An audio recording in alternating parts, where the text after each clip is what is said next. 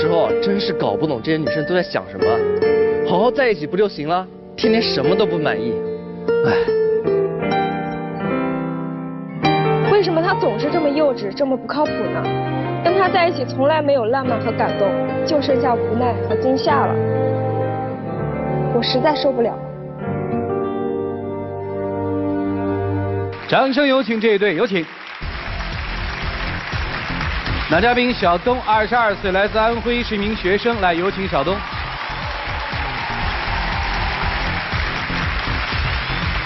女嘉宾小红，22岁，同样来自安徽，也是一名学生。来，有请小红，有请。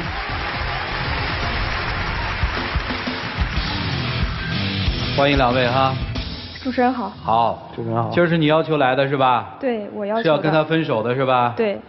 嫌他太单纯，还是不靠谱啊？嫌他就是给不了我安全感，还一点都不靠谱，还特别幼稚。不靠谱，还幼稚。我感觉他就是一奇葩。哦，我怎么就奇葩了？就拿我们第一次约会的事情，我们不是在学校一个联谊活动上认识的吗？然后那天晚上他找我要了联系方式，第二天约我去小公园逛逛。然后我想第一次见他肯定要打扮漂漂亮亮的嘛，然后我就去了。然后去了之后等了好几分钟都没有等着人，然后后来突然我身后一棵树上就传来一个声音说：“哈哈，你没有想到我在这儿吧？”我当然没有想到你在那儿了。我有你说那么傻吗？我就在树上跟你打个招呼，嘿，美女，我在这。哎，人家男生没事第一次约会爬树上去啊？我不想给你个新奇的出场方式吗？还新奇的出场方式？那你后来下树之后还一边走一边跟我讲鬼故事，什么情况呀？你不知道我胆小啊？这不是配合那个环境吗？天有黑，对不对？讲个鬼故事多配合气氛啊！以前学过一个效应叫微桥效应，讲的就是男女之间在恐怖环境中容易产生感情，你知道吗？什么微桥效应？你就知道看书是吧？那后来是不是前面有一个大坑，你自己给自己整掉下去了？你掉下去，你还把我给拽下去了，我身上伤到现在都没好呢。我不尽力让我摔我身上了吗？那这些事儿我都没计较。那和你后来相处了2年时间，你整出多少毛病，你知道吗？我觉得这2年我们俩挺好的，我也搞不懂啊。怎么挺好的呀？那第一次纪念日的时候，就我们100天纪念日的时候，他带我去吃西餐，然后我在想，哎，怎么脑袋还开窍了是吧？知道带我去浪漫了。那后来他吃饭的时候，还拿出一个特别好看的盒子，然后我看那盒子，我以为里边是戒指还是项链什么的。然后后来周围旁边人都看过来了，以为是告白还是求婚什么的。他还特别好的说啊，你亲自打开这个礼物啊，我一打开里边什么蹦出来这么大一老鼠。那是仓鼠。什么仓鼠？就是一个没尾巴的老鼠。仓鼠跟老鼠是一样吗？叫呢。仓鼠是那又可爱又萌的，我觉得女生都应该喜欢呀。仓鼠啊，那你给我整吓死了，你知道吗？当时人家服务员差点赶我们走。行，那是我不知道你不喜欢这个，我后来不都精心给你准备礼物了吗？那是第一次我犯了个错误，行吧？你给我精心准备的礼物，那是什么？万物简史，时间简史，那是什么？书啊，书籍是人类进步的阶梯，多看书有什么错吗？那后来你还送什么了？20多张明信片，那上面没有一张我看懂的。那明信片我准备了好久，你知道吗？准备了1个多月，就为了把一个我爱你翻译成20国语言，有些字特别难写，我都写错了40多张明信片，你知道吗？那我身边的朋友怎么个个谈恋爱，刚一谈恋爱就天天收到花啊、巧克力什么的？你怎么2年了都没有送过我一束花呀？送花送巧克力多土啊，都是老套路了，花几天不就凋谢了？老套路嘛。巧克力你吃多，你胖不胖呀？我不胖。我送过你玫瑰花，还有999朵的。老师，你知道他送的什么吗？999朵玫瑰花茶。那我还看不止999朵呢，他去年情人节送我的，我到今年情人节都没喝完。玫瑰花茶不是玫瑰花吗？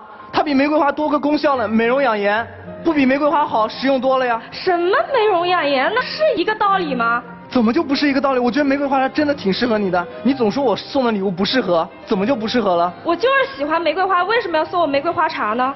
你喜欢玫瑰花，那我不是也送对你对的礼物吗？有一次你说你喜欢那个牌子的包，我不给你买了那个牌子的包吗？是你是买了那包，那买完之后你发多大火啊？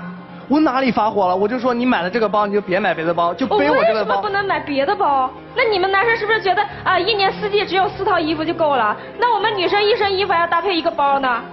不是、啊、你买了你又不用，你这不是铺张浪费吗？我怎么不用呀？我穿一次衣服我就用一次啊，但我还需要用别的包呀。我觉得你这就是爱慕虚荣，你知道吗？你就特别喜欢在打扮方面下功夫。我在打扮方面下功夫，你让我下功夫了吗？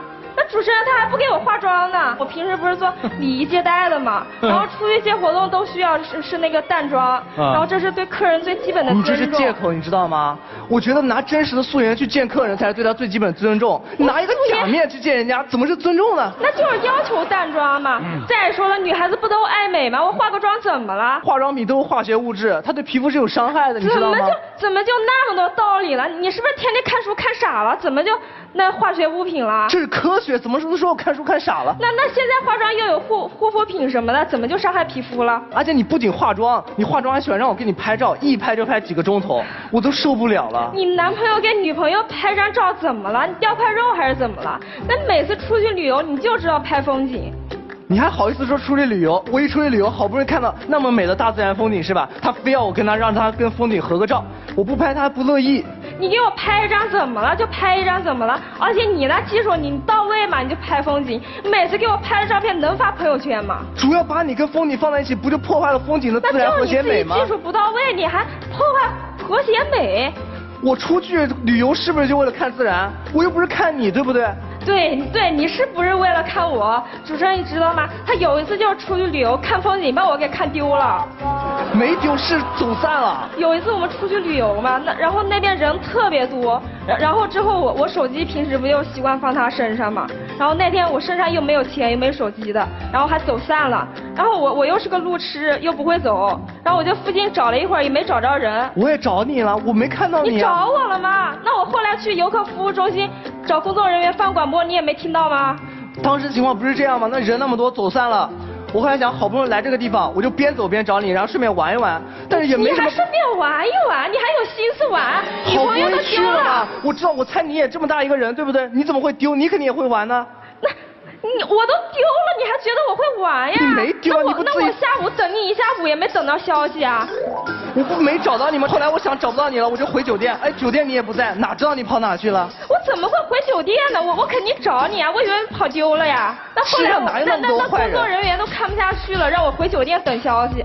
然后后来我一打开酒店房门，你猜看到什么？他在床上呼呼大睡呢。我刚睡，真没有睡。什么没有睡啊？就是睡着了。我不跟你解释了吗？你解释你还不听，你知道吗？女朋友丢了那么大事儿啊，你还睡得着？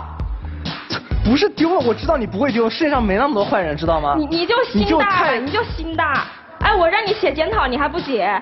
你大事小事都让我写检讨。我现在多大了？20多岁的人了，我又不是小学生，我还写检讨？你这次犯多大错误了？你说我让你写个检讨是便宜你了好吗？哎，我没让你跪遥控器跪榴莲了就不错了。你又不止这次，我跟你讲，我以前在家里就不小心把水洒地上了，他都跟我说你要写检讨500字，然后那次犯错他让我写1万字。你平时写检讨用什么写的？电脑写是吧？我用电脑写怎么手写怎么写的1万字？你手写多有诚意啊！你就不把我话放心上？我又不是学文学的，我怎么写得了那么多字呢？哎，怎么写不了那么多字啊？那是多大错误啊？你怎么就写不了啊？其实我觉得这就是件小事，你怎么到你那儿成了个大错误？小事儿，那多亏我觉得你就有强迫症，你知道吗？我只要一有什么差错，你就让我写检讨，不写检讨你就不快活，就不开心，一整天都黑着我。主持人你知道吗？他最近不是实习嘛，然后他是学心理学的，然后是在精神病院实习，然后就实习了1周之后，他就感觉他整个人状态都不对了。我觉得挺正常的呀。你现在每天回家之后，你就把自己关房间里边，那我工作3-4个小时，你房间还上锁，不让我进去。不是，我一开始不上锁的，主要是我不上锁，你老进来，哎，你在干嘛呀？你干什么呀？我问一下你不能跟我说一下吗？你也从来没有这样过的。我写东西不能被人家打断的，你知道吗？很多东西我都想不起来。那吃饭的时候也是的。那你说我2个人吃的好好的，你突然把筷子放下来，你抬头对我微微一笑，那什么情况呀？我笑还不能笑呀？给我整得瘆得慌，你知道吗？你自己吃完饭是不是在那坐着不说话，眼神迷迷的，神情恍惚的？那我可能在想东西，是不是？怎么想东西？你在家里边这样就算了啊，你在外边还这样？我在外面又做啥了？那我朋友聚会那一次，就上周那事儿。上上周朋友坐那儿呢，唱歌唱好的，你自己坐一小沙发上，一直对他们看着。我不是没见过他们看一眼就算了，你看一眼就算了啊，你一看就看2分钟，你搞得我朋友莫名其妙，你知道吗？没有，我就看看，我就观察他做的什么行为研究，对不对？你还行为研究呢？他们又不是有毛病，你怎么就研究他们了呀？你现在搞得我很尴尬，知道吗？那你以后要从事这职业，我怎么办？那我就无法跟你继续下去了。我想问一下你们日常生活里就这么说话吗？他就是特别气人啊，说什么事儿他都跟你对着来。就是你们这已经其实就是一到急头上他就气，他就这样说话，你知道吗？不是，你们俩反正把你们交往这有多长时间？听来听去有2年了是吧？对。2年时间来的这些奇葩事儿，你们都吵了个遍，对吧？对。我很好奇啊，既然是这样的话，这2年你是怎么熬过来的？你能告诉我吗？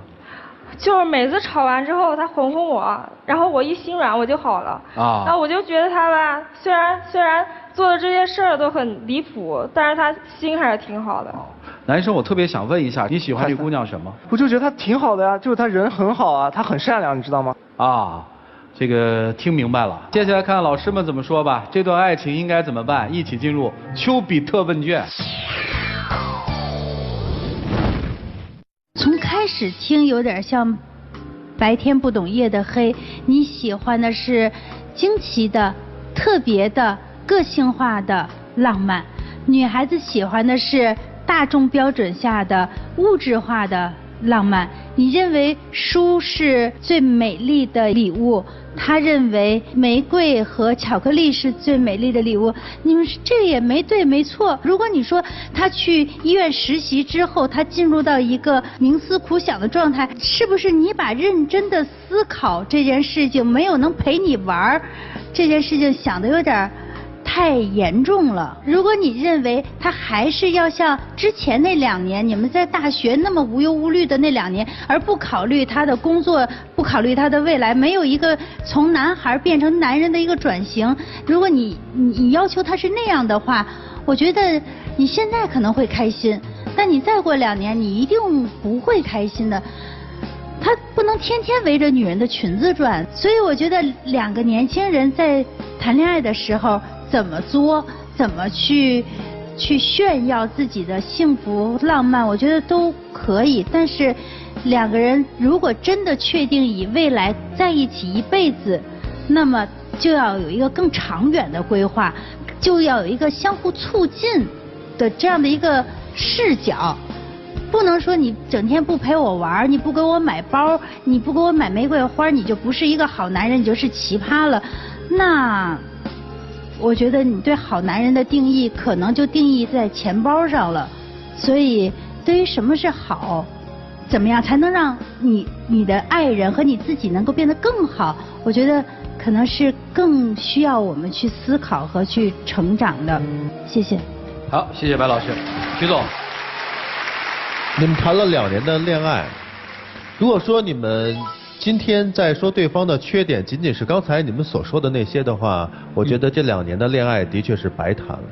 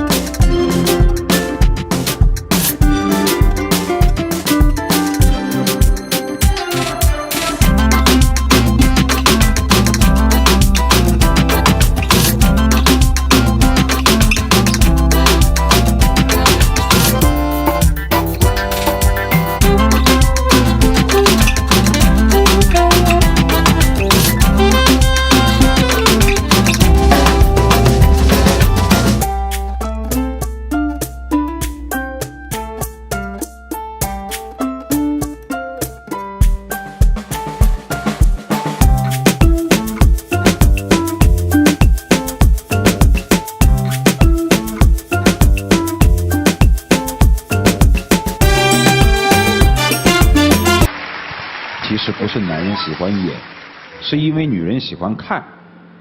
他如果真的像那些凡夫俗子一样，用一些非常平凡的招来追你的话，你又觉得没那么特别。有哪个男生不想给女生讲鬼故事、看鬼片儿？因为只有那样，女人才会往男人怀里钻呢，对吧？我不觉得你对他那些奇葩的东西不感兴趣。你要是真的不感兴趣，你早就分了，不可能有2年，你也不可能事隔2年之后站在这个舞台上，在说起这些东西的时候说得津津有味，而且旁边的人在欢呼雀跃的时候，你越讲越起劲。你一方面感叹着这个男生太不正常，但另外一方面又享受着这种与众不同。你一方面说他不靠谱，一方面又觉得这个男生比其他的凡夫俗子更单纯。所以任何事物没有那么完美，好吧？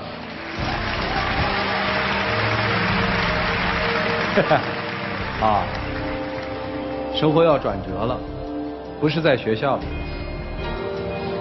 过去可以读书，可以浪漫，现在需要生活，接接地气。想在一起就在一起喽，不想在一起，此时分开也是一个好时候。别再吵了。冷静下来吧，男生，真的爱他，会一句一句的回吗？你们仔细想一想吧。如果你们就觉得这样就是爱情的话，这种爱情没有的好，以后谈一场真的爱情吧。如果你们认为这就是爱情，那你们就继续爱下去吧。让我们一起进入那几天喝古方红糖，真情60秒。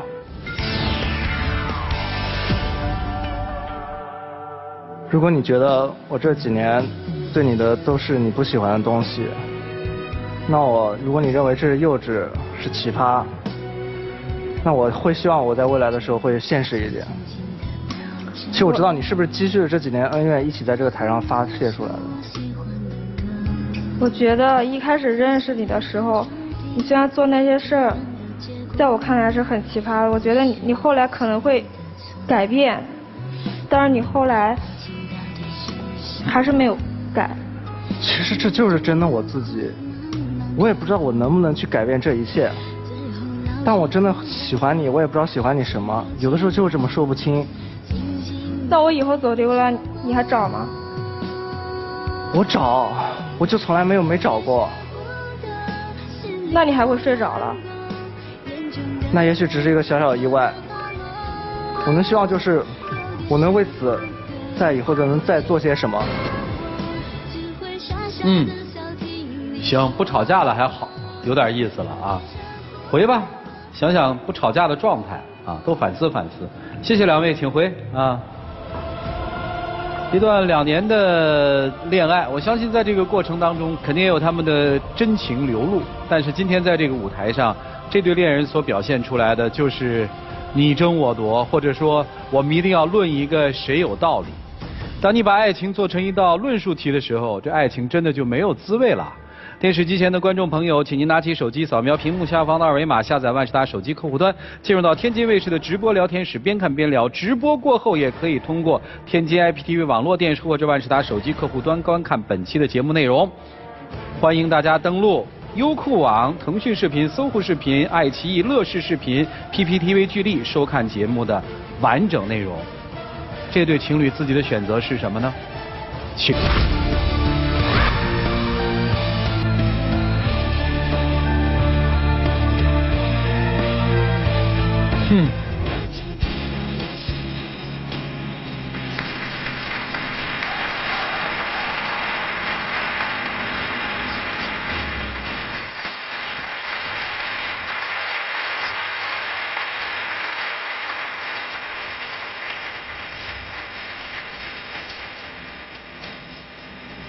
其实我猜到你会不走。我觉得。我希望你以后能改一点。我真的觉得那是真的我自己吧。我就希望你能忍受一点，我也改变一点，可以吗？好好成长吧。来，有请我们的小花童，有请。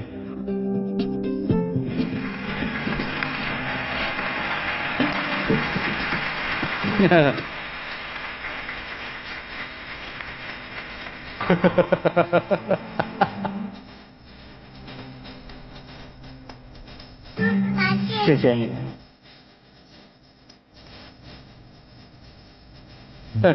谢谢。来吧，我们见识你们的浪漫吧。来，请开始。